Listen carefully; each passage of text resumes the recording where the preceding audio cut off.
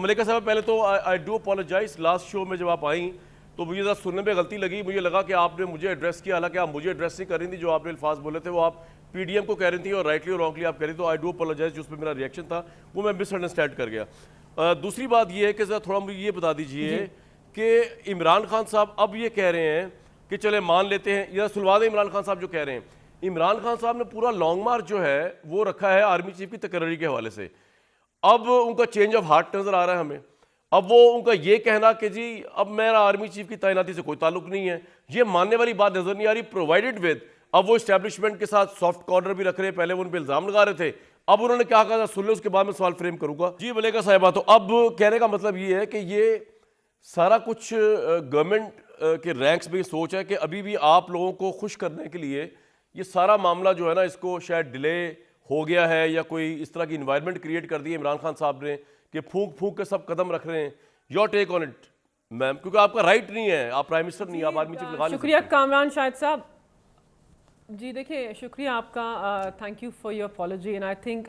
Talk show کے درمیان کچھ غلط فہمی تھی جس کی آپ نے وضاحت پیش کر دی ہے، اور مجھے لگتا ہے کہ آپ کا ایک بہت بڑا ٹاک شو ہے، اس کے اندر جب بھی ہم کوئی مکالمہ کرتے ہیں پاکستان کی عوام اسے غور سے سنتے ہیں، تو اگر ہم اپنے دائرہ کار میں رہ کر بہترین مکالمہ پیش کریں گے تو پاکستان کی عوام اسے اور بھی پسند کریں گے۔ دیکھیں پہلی بات تو یہ ہے کہ یہاں پر بات ہوئی کہ عمران خان جو ہے وہ اس تقرری کو پولیٹیسائز کر رہے ہیں، اس کو سیاسی کر رہے ہیں۔ اب بڑی خوبصورتی سے پاکستان مسلم لیگ نواز کے انوکھے لاڈلے جو چاند مانگ رہے ہیں، جن کو چاند چاہیے، پتہ نہیں چاند ملتا ہے یا نہیں، وہ ساری تقرری کا جو عمل ہے اس کو عمران خان سے منسلک کر رہے ہیں۔ عمران خان کے اوپر قاتلانہ حملہ ہوا ہے، عمران خان سابق وزیر اعظم ہے، عمران خان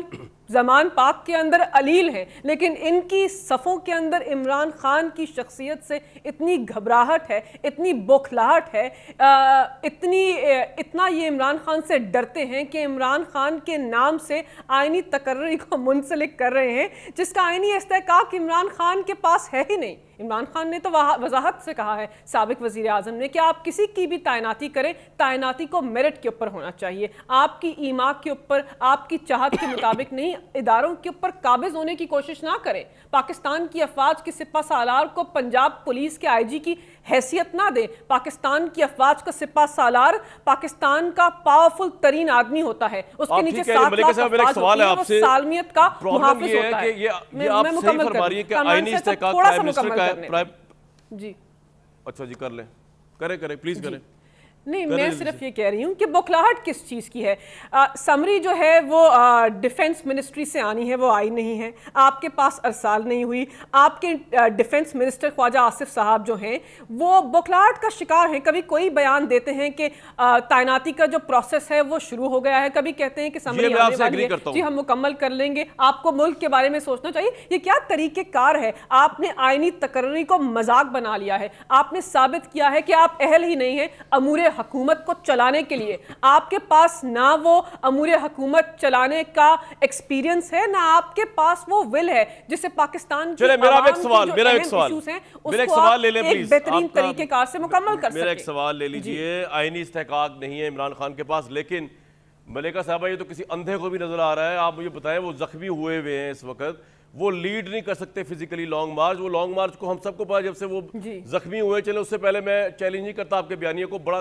کروڑوں کا کراؤڈ ہوگا، میں اس کو چیلنج نہیں کر رہا، لیکن جب سے عمران خان بستر پہ آئے ہیں اور جب سے ویڈیو کال سے خطاب کرنا شروع کیا ہے، وہ لانگ مارچ کا مومنٹم جو پہلے جو تھا بھی وہ ختم ہو چکا ہے، وہ جگہ جگہ پہ آپ کے لیڈرز جو ہیں جہاں کر رہے ہیں کچھ حلقوں میں جا کر رہے ہیں، لیکن لانگ مارچ تو یہ لانگ مارچ کو 26 تاریخ تک اہم ترین ٹائم جب پاکستان میں چینج آف کمانڈ ہونی ہے، اس کے بعد تقریب بھی ہونی ہے، آپ کہہ رہے ہیں خیمہ بستیاں بچھائیں گے وہاں پہ پنڈی میں، آپ کہہ رہے ہیں کہ وہاں پہ ہم دھرنا دیں گے بیٹھ کے، آپ یہ جو پریشر ڈالنے کی کوشش کر رہے ہیں، تو یہ تو پورا کسی اندھے کو بھی نظر آ رہا ہے ملیکہ صاحبہ کہ آپ کے پاس آئینی استحقاق نہیں ہے، آپ پرائم منسٹر نہیں ہیں، آپ میری بات سنیں پھر آپ جواب دیں، آپ آرمی چیف نہیں لگا سکتے، لیکن آپ ڈنڈے کے زور پہ کہہ رہے ہیں کہ نہیں اگر ہماری مرضی کا آرمی چیف نہیں لگے گا اور ہماری مرضی کا نہ بھی لگے، ان کی مرضی کا نہیں لگنا چاہیے، جو آپ کے ذہن میں نام چل رہے ہیں یا نام چل رہے ہوں گے یا ایک چل رہا ہوگا نام، وہ نہیں لگنا چاہیے، ادروائز ہم یہاں پہ پریشر ڈال رہے ہیں، ہم جی ایچ کیو پہ پریشر ڈالیں گے، ہم پنڈی میں پریشر ڈالیں گے، اداروں پہ پریشر ڈالیں گے، اور اس پریشر کو ایک بنیاد بنا کر مزید پریشر ڈالیں گے شہباز شریف کے اوپر کہ جناب ایک تیسرے چوتھے پانچویں نام پہ چلے جاتے ہیں. یہ نظر آ رہا ہے آپ کی سارے ٹائمنگ سے. چلیے دیکھیے کامران شاہد صاحب، یہ آپ کا تجزیہ ہے. یہ جن کی صفوں میں، آپ کی نہیں، جن کی صفوں کے اندر بکھلاہٹ ہے، جن کے اندر گھبراہٹ ہے، وہ اس زاویے سے اس کو دیکھ رہے. دیکھیے اس میں تو کوئی دو رائے نہیں ہے کہ پاکستان کا مقبول ترین دلیر بہادر لیڈر عمران خان ہے. پاکستان کی عوام اسے محسن مانتے ہیں. محسن پاکستان کا خون بہایا گیا. پاکستان کی عوام نے 72 یا 313 کا قافلہ دکھایا، لیکن قافلہ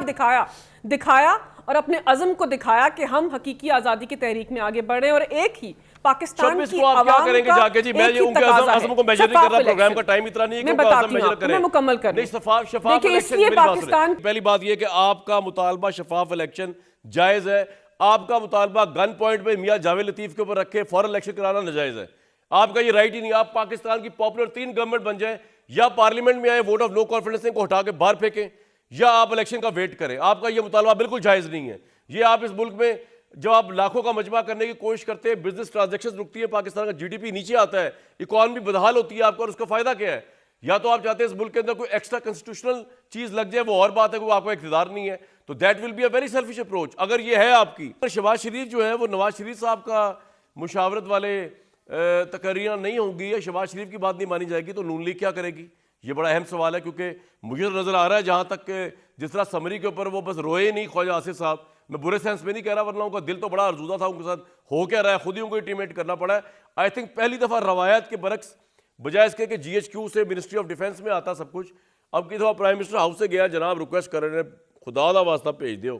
اسی لا کے دے اگے چلیے. لیکن ایسا ہوتا ابھی فی الحال آج کی ڈیٹ میں اس لمحے تک نظر نہیں آ رہا. یہ کیا کریں گے، اور یہ خیمہ بستی کیا لگانے جا رہے ہیں، یہ کیا کرنا چاہ رہے ہیں لانگ مارچ؟